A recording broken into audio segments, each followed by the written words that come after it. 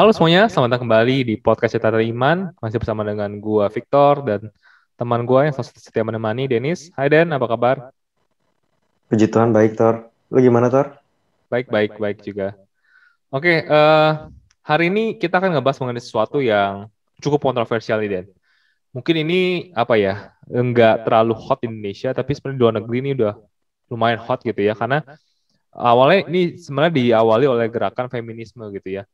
Buat teman-teman yang nggak tahu, feminisme itu gerakan yang mereka sangat-sangat apa ya, mendukung superioritas wanita lah ya, gitu istilahnya. Hmm. Dan Hmm. ini akhirnya berdampak ke banyak hal, termasuk salah satunya ke agama dan ke Kristenan, gitu. Dimana banyak, nggak semua, tapi beberapa orang dari orang-orang gerakan feminisme ini merasa bahwa agama Kristen ini seksis gitu. Nah, apakah itu seksis? Jadi seksis itu adalah sebenarnya bentuk ketidakadilan ataupun juga diskriminasi, atau juga pokoknya hal-hal yang kayak memihak salah satu gender tertentu gitu. Nah, biasanya yang diuntungkan adalah pria gitu. Jadi yang kayak yang selalu direndahkan tuh biasanya wanita gitu ya. Jadi seksis itu biasanya ya merefer kepada ketidakadilan, diskriminasi terhadap kaum wanita. Dan banyak ataupun beberapa orang feminisme ini merasa bahwa Alkitab terutama di perjanjian lama Tuhan tuh begitu gitu deh. Tuhan tuh seksis gitu. Nah, hari ini sebenarnya banyak hal-hal yang mereka klaim sebagai sesuatu yang seksis di Alkitab, tapi karena keterbatasan waktu kita akan membahas beberapa aja, dan kita akan bahas dari hal-hal yang fundamental. Fundamental itu artinya kita bahas dari kitab yang paling awal, itu adalah Kejadian. Jadi gue sudah mengumpulkan beberapa klaim yang mereka sering pakai, dan kita bahas. Apakah benar-benar itu Tuhan itu seksis apa enggak sih sebenarnya gitu ya.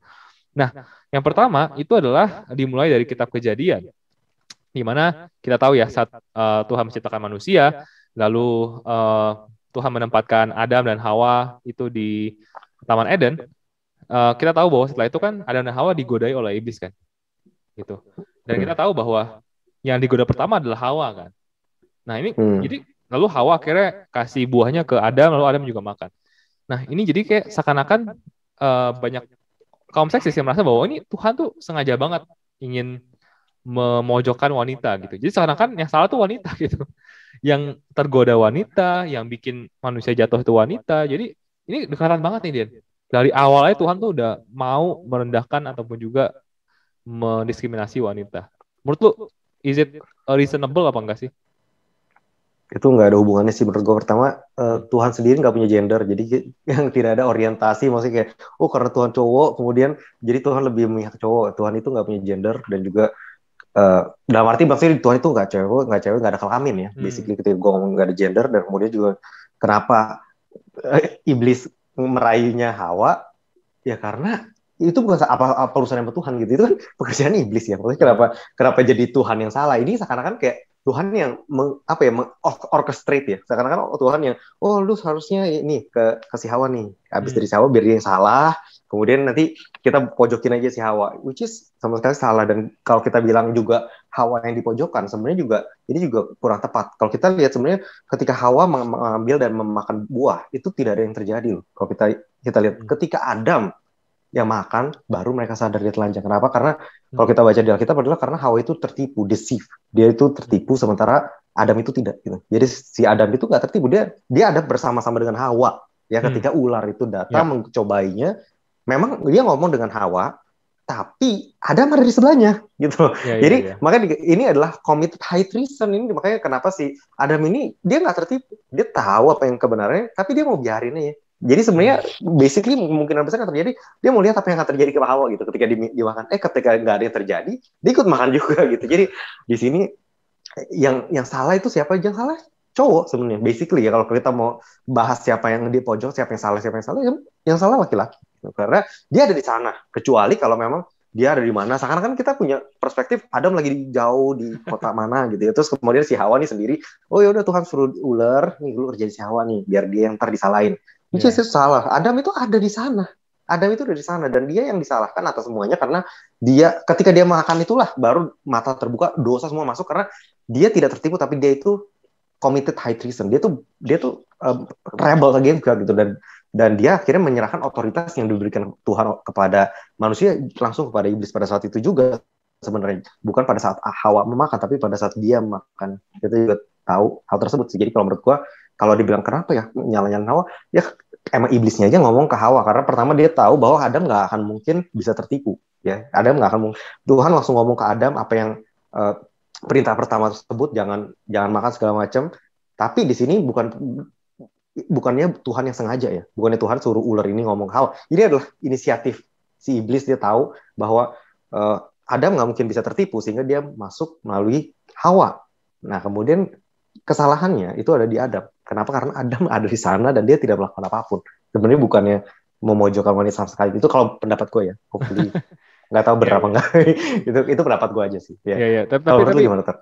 Tapi gue setuju sih. Maksud gue Tuhan itu seksis. Menurut gue kalau dalam kejadian ini tuh Adam itu terkesan positif, lalu Hawa negatif. Nah itu baru seksis ya. Tapi menurut gue di sini gue setuju sama lu. Sebenarnya Adam itu yang lebih negatif. Gitu. Malah Adam yang lebih parah, betul. Karena memang pertama menurut gue argumen ini atau juga asumsi ini sebenarnya datang daripada kesalahan orang mengerti cerita ini ya. Karena mungkin banyak di kisah-kisah cerita anak kecil gitu kan. Ular menggodanya Hawa, terus Hawa bawa buahnya ke Adam di tempat lain, lalu Adam nggak tahu apa-apa dimakan, sadar dalam dosa gitu kan. Padahal kenyataannya enggak kan. Kayak lu bilang tadi benar bahwa saat sebenarnya iblis ngomong kedua orang gitu kan. Adam dan Hawa bersama-sama sebenarnya. Makanya kan kalau kita baca juga bahasa aslinya itu dia you-nya itu adalah plural gitu kan. Maksudnya kata jamak bukan singular gitu. Jadi bahkan lebih parahnya kalau Hawa masih ngomong gitu kan. Masih ngomong, tapi Tuhan bilang nggak boleh gitu. Nah, si Adam ini parah. Dia udah denger, dia diem aja gitu kan. Cuma makan doang. Jadi memang sebenarnya kalau ngomong lebih parah atau lebih negatif ya nih, gue setuju sama lo. Si Adam ini lebih negatif gitu kan. Karena dia cuma nggak ngomong apa-apa, diem-diem aja. Itu yang pertama menurut gue. Nah yang kedua, sebenarnya kalau kita lihat bahwa saat Tuhan ngomong bahwa semua pohon di taman ini boleh kamu makan kecuali pohon pengetahuan, itu dia ngomong pertama kali itu sama Adam loh. Itu sebelum Hawa diciptakan. Jadi dia ngomong sama Adam, terus Hawa diciptakan, terus bagaimana Hawa tahu? Ya mungkin setelah itu Adam bilang ke si Hawa gitu. Nah, bagaimana Hawa bisa jatuh dalam dosa kita nggak tahu ya. Apakah Adam nyampeinnya kurang jelas atau penekanannya kurang apa kita nggak tahu. Tapi yang pasti ini kan sebenarnya tanggung jawab pertamanya ke Adam kan. Tapi Adam juga akhirnya kita lihat bahwa dia juga mungkin ya take it easy ataupun juga ya ikut-ikut aja gitu kan. Which is menurut gue itu dosanya lebih besar mungkin ya. Atau enggak tanggung jawabnya lebih besar gitu. Makanya kalau kita baca di Roma itu pas Paulus ngomong mengenai hal ini kan di Roma 5 ayat 12 itu dia ngomong therefore just as sin enter the world through one man. Jadi dia ngomong adalah sini adalah pria gitu. Jadi dia nggak bilang di sini through one woman gitu. Jadi yang di akuntabilitas ataupun juga yang dipertanggungjawabkan itu adalah si Adam sebenarnya bukan Hawa. Jadi menurut gua nggak ada sama sekali reason sih untuk kita melihat bahwa yang disudutkan di sini adalah wanita. Karena justru di sini yang diminta pertanggungjawabannya adalah dari pria sebenarnya. Pria. Gitu. Nah, klaim yang kedua nih Den. Klaim kedua adalah Tuhan menciptakannya. Tuhan kan menciptakan Adam dulu kan. Baru kemudian Hawa. Nah ini menurut orang feminis nih kayak ini kelihatan banget nih Tuhan tuh menomorduakan wanita gitu karena diciptakannya berikutnya gitu. Jadi kenapa nggak kalau seimbang diciptakan sama-sama gitu. Tapi kenapa diciptakan Adam dulu baru Hawa? Ini kelihatan banget kesannya Hawa itu cuma tambahan gitu. Gimana pendapat lu? Kalau menurut gue ini bisa dibalik juga kan. Kalau diciptain cewek dulu kemudian baru cowok, iya sih. Maksudnya ini cuma masalah logika kan, yang mana yang duluan, kemudian kita bilang bahwa, oh ya, kemudian yang kita juga bisa sebagai cowok nanti, kalau cowok apa, maskulinisme gitu ya. Maksudnya ini juga seksis nih, karena cewek dulu yang diciptain ya. Ini masalah duluan menurut gue sih nggak sekrusial itu, nggak sepenting itu. Dan juga kita juga harus tahu bahwa Adam itu diciptakan dari dirt ya, dari debu, sementara Hawa itu diciptakan dari tulang rusuk ya. Jadi maksudnya ya kalau debu gitu dari debu, sementara satu lagi dari tulang rusuk gitu. Jadi ya kalau menurut gue sih nggak ada yang perlu dipermasalahkan sih. Ini cuma masalah logika gitu, maksudnya kayak emang salah yang mana duluan gitu, kayak salah kemudian lama-lama binatang juga ngomel dong. Makanya kita juga bisa ngomel, kenapa binatang dulu yang ciptain, manusia terakhir? Ya sih, maksudnya berarti ya, manusia di nomor terakhir kan enggak, justru Tuhan mempersiapkan semuanya dulu, barulah ya kan manusia diciptakan setelah semuanya udah jadi gitu. Maksudnya kan ya kita juga, tapi kita bisa bilang kenapa nggak manusia yang pertama gitu? Kenapa harus bumi dulu. Berarti Tuhan lebih suka bumi doang, pohon, lebih sayang binatang, baru nih, manusia yang terakhir. Berarti kita nomor terakhir sebenarnya. Kalau kita mau ngomong dengan logika duluan ya. Dan juga sebenarnya kalau kita balik juga kalau Tuhan ciptain cewek duluan, cowok berarti cewek juga dong, seksis juga dong, sama aja kan logikanya kan. Jadi nggak pengaruh sih, itu cuma ada kecacatan di dalam argumen ini menurut gue ya. Dari logikanya ya. Nah, kalau menurut lu gimana tuh? Bener sih, sebenarnya saya pegangannya cuma satu kan. Pegangannya adalah di Kejadian 2 di mana Tuhan menciptakan manusia pria dan wanita segambar dan serupa dengan Tuhan kan. Sebenarnya mereka disebut equal gitu kan.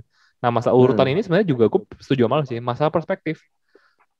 Kalau dia melihat nomor 2 sebagai lebih jelek, ya mungkin akan lebih jelek. Tapi misalkan kalau di perspektif lain gitu, misalkan iPhone 11 sama iPhone 12, bagusan mana? iPhone 12. Pasti yang datang lebih terakhir lebih bagus dong. Nah, kalau pakai perspektif ini, berarti wanita lebih hebat daripada pria gitu. Atau enggak, perjanjian lama perjanjian baru. Mana yang lebih penting buat orang Kristen? Ya mungkin perjanjian baru. Apakah artinya berarti lebih superior satu sama lain? Kan enggak juga kan. Jadi sebenarnya gue setuju sama lo, ini sebenarnya tinggal orang mau pakai perspektif yang mana aja sih. Dan kalau memang orang yang udah anti sama Tuhan dan anti sama kekristenan, pasti akan menggunakan perspektif seperti itu sih. Jadi gue setuju sama lo sih, bahwa klaimnya ini ya kurang kuat lah ya gitu ya. Nah, kita masuk ke klaim berikutnya nih Dan. Nah, ini cukup krusial nih, karena kita tahu bahwa saat Hawa diciptakan, dia diciptakan untuk menjadi penolong, ya kan? Penolong bagi Adam. Nah, ini bagi kaum wanita atau feminisme ini menyinggung sekali katanya. Karena kesannya kok penolong itu tuh kayak cuman anggapannya kayak Adam itu bos, cewek itu sekretaris gitu loh. Jadi kayak aktor utamanya adalah Adam, nah Hawa ini cuma jadi ya peran-peran pembantu lah gitu, peran-peran penolong. Nah, jadi kayak menurut tuh gimana Dan? Setuju gak dengan pandangan seperti ini? Gue gak setuju sih, karena memang pertama juga kita juga harus tahu bahwa Tuhan Yesus juga lahir dari perempuan ya, bukan dari benih laki-laki ya. Ini juga kita harus tahu bahwa, jadi kalau lu bilang penolong artinya lebih secondary, well, Tuhan Yesus datang dari lu gitu. Jadi iya nggak sih, maksudnya Tuhan Yesus datang dari wanita, bukan dari pria. Ya, jadi nggak ada sama sekali benih pria di dalam kehidupan Tuhan Yesus ya, karena Tuhan Yesus itu dari benih Roh Kudus. Jadi penolong yang ini balik lagi ke masalah perspektif gitu, perspektif, dan juga kemudian kita juga tahu bahwa Tuhan menciptakan manusia itu laki-laki dan perempuan itu equal, dan bahkan yang memberi nama Hawa itu sebenarnya adalah Adam ya, bukannya Tuhan ya. Tuhan most likely Tuhan ketika dia ngobrol dengan dia menciptakan Adam dan Hawa sebelumnya itu nama mereka tuh sama-sama Adam. Jadi most likely ya, ini gue agak trivia aja dikit. Jadi karena apa? Karena ya kalau kita masuk ke gematria segala macam itu ada 45, nomornya 45, sementara Hawa itu adalah 19, ada 26 itu adalah angka Tuhan. Ini udah jadi lari ke Bible study dikit ya. Maksudnya jadi sebenarnya itu yang mungkin yang kalau kita mau bilang yang seksis itu siapa? Adam ketika dia jatuh sebenarnya. Jadi Adam mulai menghilangkan Tuhan di dalam nama daripada si Hawa itu.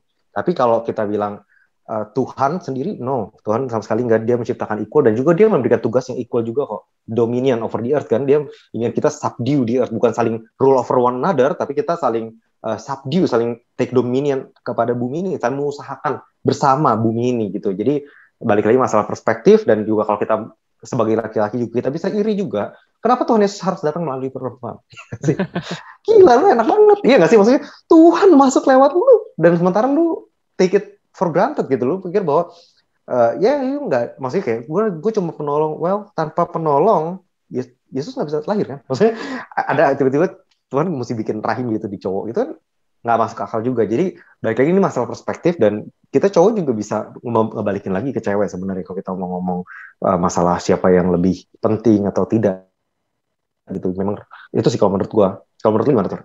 Jadi istilah penolong itu juga sebenarnya krusial lah ya, bukan suatu peran sampingan, tapi juga peran pembantu utama juga ya. Gitu, bahkan ya di line Yesus juga ada wanita di sana ya, bukan cuma pria semua, ada Rahab dan segala macam. Nah, kalau buat gue sendiri sih mungkin gue akan mengambil dari yang lain ya, Den. Artinya adalah dari interpretasi lain bahwa kalau kita lihat penolong di sini kan sebenarnya berasal daripada bahasa Ibrani arti Ezer kan. Nah, kalau kita coba cari nih, Ezer ini selain di ayat yang mengenai Hawa ini dipakai di mana lagi sih? Nah, itu banyak dipakai di tempat lain, dan ini diatributkannya kepada siapa? Kepada Tuhan gitu, Ezer ini.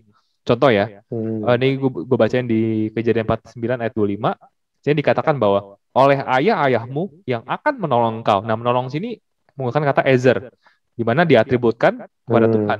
Ataupun juga di Keluaran 18 ayat 4 bilang bahwa dan yang seorang lagi bernama Eliezer, sebab katanya Allah Bapakku adalah penolongku. Ini juga pakai kata Ezer dan diatributkan pada Tuhan. Nah, mungkin satu ayat lagi ya. Di Ulangan 33 ayat 7 dikatakan bahwa dan inilah tentang Yehuda, katanya. Dengarlah ya Tuhan suara Yehuda dan bawalah dia kepada bangsanya. Berjuanglah baginya dengan tanganmu dan jadilah engkau penolongnya melawan musuhnya. Penolong sini juga bukan kata Ezer. Jadi kata Ezer ini selain diatributkan buat si Hawa sebagai wanita, tapi juga diatributkan pada Tuhan. Jadi kalau kita bilang bahwa penolong ini adalah sesuatu yang nggak signifikan, ataupun juga peran kedua, apakah Tuhan itu nggak lebih signifikan daripada manusia? Kan enggak kan? Bahkan Tuhan jauh lebih superior daripada manusia, tapi Tuhan menggunakan kata Ezer. Jadi menurut gue kata penolong ini sama sekali nggak mengindikasikan sesuatu yang lebih rendah dibanding yang lainnya sih. Gitu. Oke, menurut gue itu udah cukup clear. Nah, berikutnya Dian, masih berkutat di kitab Kejadian. Kita tahu bahwa setelah Adam dan Hawa jatuh dalam dosa, akhirnya Tuhan mengutuk ular, Tuhan juga mengutuk Adam dan Hawa lah yang memberikan hukuman kepada mereka. Nah, hukuman kepada si Hawa ini yang dinilai bermasalah oleh kaum feminisme, di mana salah satu hukumannya adalah bahwa pria akan berkuasa atas dia. Wah, ini kan berkuasa nih, Den. Kesannya kayak wanita tuh harus di bawahnya pria. Nih kurang disukai nih oleh para feminisme. Menurut lu gimana? Wah, gue percaya sih, maksudnya memang kalau otoritas kan ada, maksudnya dari kita percaya dulu ada ayah, ibu, kemudian anak, kemudian kita juga tahu ada Allah Bapa, Roh Kudus, dan juga ada Yesus sebagai anak. Itu sebenarnya cuma masalah hierarki dan juga balik lagi sih kalau menurut gue sendiri nggak, kalau kita masalah kayak Tuhan mengutuk, seakan-akan kayaknya tuh kita cuma fokus ke ada Hawanya doang. Ini seakan-akan kayaknya Tuhan tuh kayak egois banget ya, kayak Hawa dikasih hukuman yang laki-laki kayak enak banget gitu. Coba kita lihat hukuman yang dialami oleh kutuk yang dialami oleh si Adam gitu. Jadi kita sama-sama bisa ngebandingin dengan lebih clear gitu. Adam tuh memiliki kutuk tuh dia the ground is cursed gitu loh. Jadi dia harus bekerja keras umur hidupnya untuk bisa menghidupi keluarganya. Artinya dia punya kutuk yang jauh lebih besar ya. Maksudnya bukan dia dengan dia ngomong dia suami akan berkuasa, artinya suami juga akan bertanggung jawab atas ya nggak sih secara tidak langsung ya.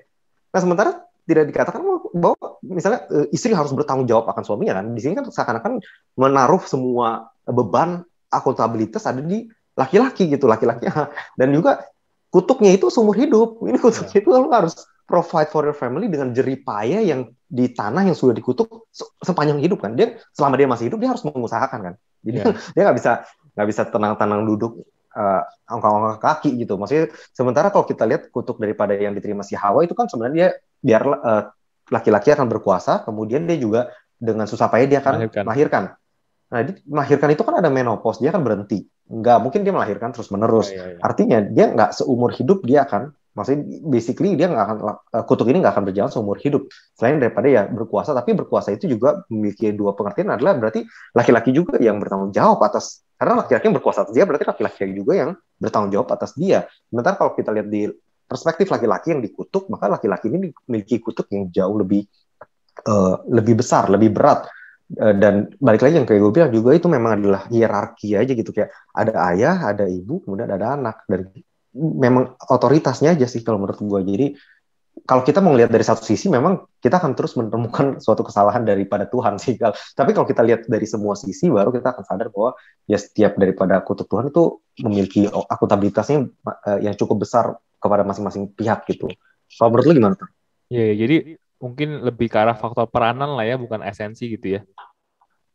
Gue setuju sih. Dan juga kalau kita melihat bahwa ini kan konteksnya adalah dalam pernikahan ya, dalam hubungan antara suami dan istri lah ya, Adam dan Hawa gitu. Jadi bukan dalam konteks general di mana semua wanita di dalam kuasa semua pria, nggak seperti itu. Bahwa ini ada konteks-konteks tertentu, terutama di dalam konteks pernikahan gitu kan. Dan kita juga lihat bahwa di sini mungkin katanya kali ya, mungkin kata kayak berkuasa ini zaman sekarang tuh kesannya kayak oppressing gitu kan, menekan. Padahal sebenarnya nggak juga sih, karena menurut gue berkuasa tuh bukan artinya seseorang itu lebih rendah dibandingkan yang lainnya gitu ya. Contoh kalau kita lihat di kisah Keluaran gitu ya, di mana di situ kan Tuhan kan membiarkan bangsa Israel untuk ataupun Tuhan membiarkan bangsa Mesir untuk berkuasa kan atas bangsa Israel selama ratusan tahun gitu kan. Nah, apakah itu artinya bahwa bangsa Mesir ini superior di mata Tuhan gitu kan? Kan nggak juga gitu kan. Bahkan kalau kita lihat di Perjanjian Baru pun Yesus mengajarkan bahwa yang namanya pemimpin tuh justru harus melayani gitu kan, justru harus merendahkan dirinya kan, gitu. Bahkan kalau gue baca ayatnya nih ya, di Markus 10 ayat 43 sampai 44 itu dibilang bahwa tidaklah demikian di antara kamu, barang siapa ingin menjadi besar di antara kamu, hendaklah ia menjadi pelayanmu. Dan barang siapa ingin menjadi yang terkemuka di antara kamu, hendaklah ia menjadi hamba untuk semuanya. Justru di sini dibilang bahwa orang yang justru merendahkan dirinya itu yang malah lebih tinggi sebenarnya, yang lebih berkenan di mata Tuhan. Jadi sama sekali nggak mengartikan bahwa apabila berkuasa ini artinya seseorang itu lebih rendah ataupun lebih tinggi gitu ya. Dan kalau dalam konteks pernikahan sendiri, gue rasa Paulus sudah sangat jelas ya memperjelas lagi di dalam Efesus 5 ayat 21 dibilang, dan rendahkanlah dirimu seorang kepada yang lain di dalam takut akan Tuhan. Jadi di sini nggak bilang cuma sepihak, tapi bilang bahwa ya satu sama lain gitu kan. Itu sih. Jadi menurut gue itu sudah cukup clear, dan gue justru setuju banget tapi bilang kalau kita baca Kejadian 3 juga itu hukuman buat Hawa 1 ayat doang, tapi hukuman buat Adam itu 3 atau 4 ayat gitu. Jadi kayak lebih panjang, dan juga bahkan di dalam hukuman buat Hawa ada terkandung berkat ya Dene, bahwa bilang bahwa melalui keturunanmu lah ya kan menemukan kepala si ular gitu. Jadi ya ada mengandung berkat, which is itu nggak ada di dalam perkataannya kepada Adam gitu ya. Oke, nah ini pertanyaan terakhir Den. Nah ini kita mungkin udah beres nih di kitab Kejadian nih, tapi cuman sebenarnya kalau kita mau bahas semua banyak banget nih ya. Di kitab-kitab lainnya juga banyak yang diklaim sebagai seksis dan segala macam. Cuma mungkin kita akan bahas satu ayat doang nih. Satu ayat di kitab Keluaran, di mana ini adalah peraturannya zamannya Musa, di mana dibilang bahwa apabila ada seorang wanita itu diperkosa, maka wanita ini harus ataupun si pemerkosa ini berhak gitu untuk mengawini si korban yang diperkosa ini gitu. Nah ini kan sesuatu yang absurd ya istilahnya kalau zaman sekarang ya, karena bayangin udah cewek ini diperkosa tanpa kemauan si cewek. Nah sekarang si ceweknya harus menikah sama si pemerkosa gitu kan. Ini kan buat kita sekarang kan nggak logis banget gitu. Masa lu harus menikahi orang yang memperkosa lu gitu. Ini menurut orang-orang seksis feminisme ini kayak nggak adil banget buat kaum wanita. Nah menurut lu gimana Den? Kalau menurut gue sih satu hal ya, maksudnya mungkin ini juga gambar daripada tanggung jawab. Itu pertama, pastinya dia harus bertanggung jawab atas apa yang dia lakukan. Namun kalau nggak salah itu juga sebenarnya boleh ditolak oleh ayahnya ya. Jadi karena memang kalau misalnya ayahnya nggak mau menerima, dia hanya perlu membayar misalnya bride price, jadi kayak uang virgin kepada ayahnya gitu. Jadi dia nggak harus menikah. However, gue percaya salah satu hal yang memang kenapa dia harus menikah, karena orang yang sudah tidak virgin itu most likely akan sulit mendapatkan pasangan. Karena di zaman itu, kenapa orang virgin itu sangat penting juga, karena memang kesucian juga cukup penting di sana, dan juga kemudian di zaman patriark pada saat itu kan yang didahulukan adalah warisan ya. Warisan, kemudian anak-anak segala macam. Makanya kan anak-anak Zelofehad dia cuma boleh kawin sesama dengan tribe daripada Joseph gitu. Yusuf juga nih nggak boleh ke tribe yang lain, karena nanti kalau dia kawin dengan tribe yang lain, nanti warisan yang harusnya jatuh ke tribe si Yusuf ini nanti pindah nih ke yang lain gitu, ke tribe si Gad ataupun tribe Ruben yang lain. Jadi memang itu adalah salah satu cara untuk memprevent hal tersebut sebenarnya. Jadi memang ada kepentingan di sana juga, dan juga kayak tadi gue bilang sih, most likely orang yang sudah tidak virgin juga akan sulit mendapatkan pasangan gitu. Jadi memang akhirnya ya it's better ya, bukannya it's the best lah ya, mungkin untuk di zaman itu ya. Untuk di zaman itu, of course kalau zaman sekarang beda dengan zaman dulu, tapi untuk zaman dulu mungkin kayak kita melihat janda di zaman dulu dengan janda di zaman sekarang beda. Janda di zaman sekarang bisa kawin berkali-kali juga lu masih oke, fine with it. Kita bisa berteman dengan orang lain, tapi di zaman dulu tuh berbeda sekali gitu. Maksudnya mereka akan dianggap rendah, dan juga untuk apa aja, untuk orang yang virgin yang diperkosa dan dia sudah tidak virgin lagi, dia tuh nggak punya suami gitu. Jadi most likely dia akan jadi perawan tua, dan it's better untuk mereka yang memperkosa bertanggung jawab, dan juga kita juga harus tahu mereka harus bertanggung jawab, dan mereka nggak bisa menikah. Mereka nggak bisa menceraikan cewek ini. Jadi mereka dapat privilege adalah cowok ini nggak bisa buang mereka sebenarnya, dan cowok ini juga harus provide mereka lah ya, maksudnya sebagai istri bukan sebagai budak. Jadi bukannya seolah-olah ya lu harus menikahi orang yang udah perkosa, sadis banget. Ini kayaknya kan agak kita lihat dari konotasi negatif, perspektif negatif banget gitu. Sementara sebenarnya ada tujuan baik di balik itu semua sih, terutama untuk kebaikan daripada si cewek ini juga. Namun, however, itu kayaknya boleh juga ditolak kalau ayahnya menolak, kalau gue nggak salah. Kalau bapaknya nolak tuh bisa dia cuma bayar bride price gitu ya, kalau gue nggak salah. Tapi terutama memang legacy itu, masalahnya legacy, dan kemudian ke keberlangsungan hidup daripada wanita ini sih, kalau dia nggak menikah nantinya. Karena dia udah nggak virgin lagi. Itu kalau menurut gue sih, Tor. Itu yang gue tahu. Kalau menurut lu gimana, Tor? Ya, gue setuju sih, Den, bahwa ya pasti namanya pemerkosaan itu punya dampak yang luar biasa lah ya bagi korbannya gitu.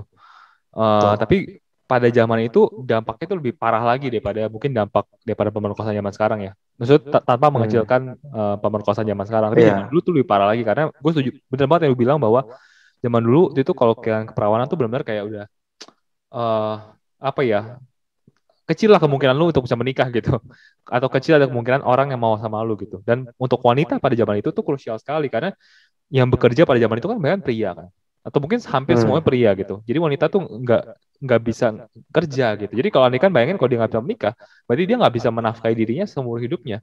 Jadi pemerkosaan itu nggak cuma punya dampak secara fisik dan juga secara sosial nggak bisa menikah, tapi juga dampak secara ekonomi gitu, bahwa ya mungkin dia bisa miskin gitu, bahkan mungkin terlunta-lunta ke depannya. Jadi kayak dampaknya itu jauh lebih besar.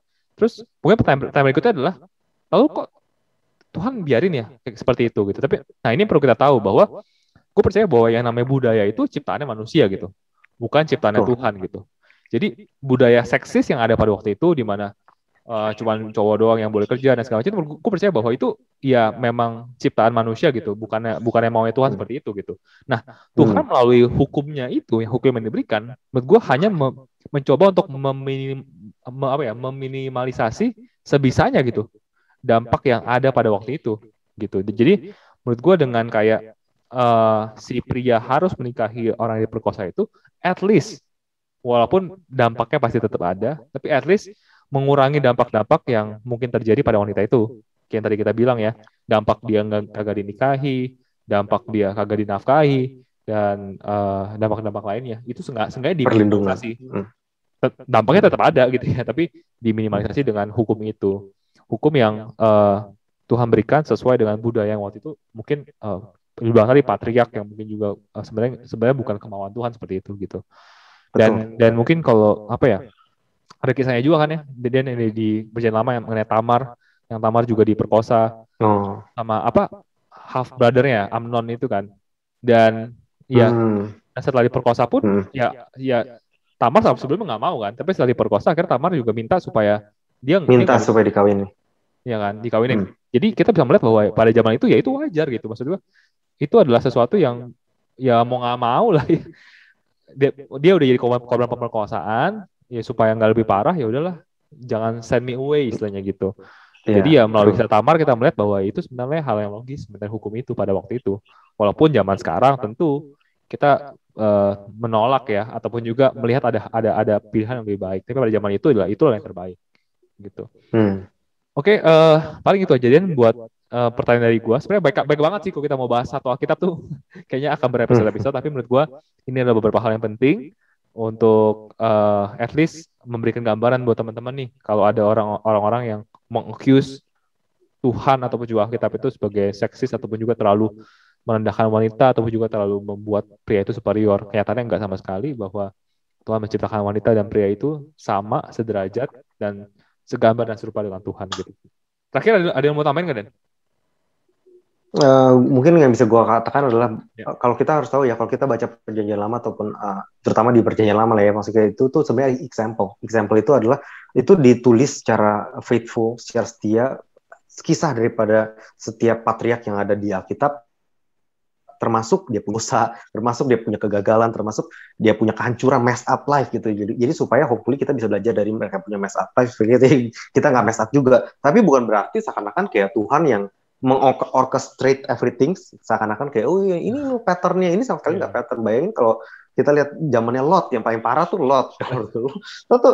Lu bayangin Lot bawa masuk 2 malaikat, kemudian malaikat ini mau diperkosa, dia kirim anaknya. Ini konyol banget kan?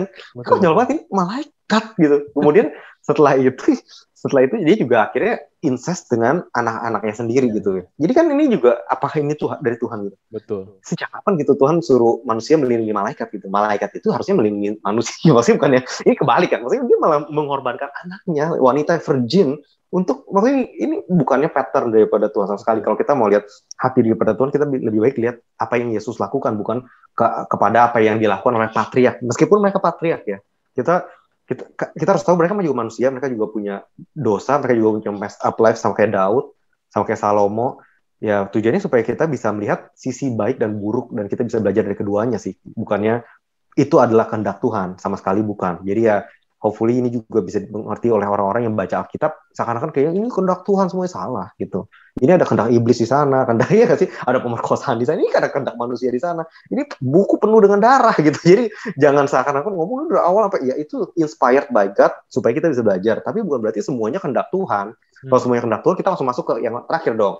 Yang udah Millennial Kingdom, yang udah Tuhan Yesus bikin New Heaven and New Earth, New Jerusalem terus aja udah sampai situ. Itulah saat kehendak Tuhan. Tapi dari awal sampai akhir itu sebenarnya bukan kehendak Tuhan. Tuhan hanya menginspire orang untuk menulis dengan setia kisah yang ada di perjanjian lama sampai ke perjanjian baru dengan harapan kita bisa belajar di sana. Itu aja sih kalau menurut gue. Kalau menurut lu tuh ada yang lu pengen tambahin nggak?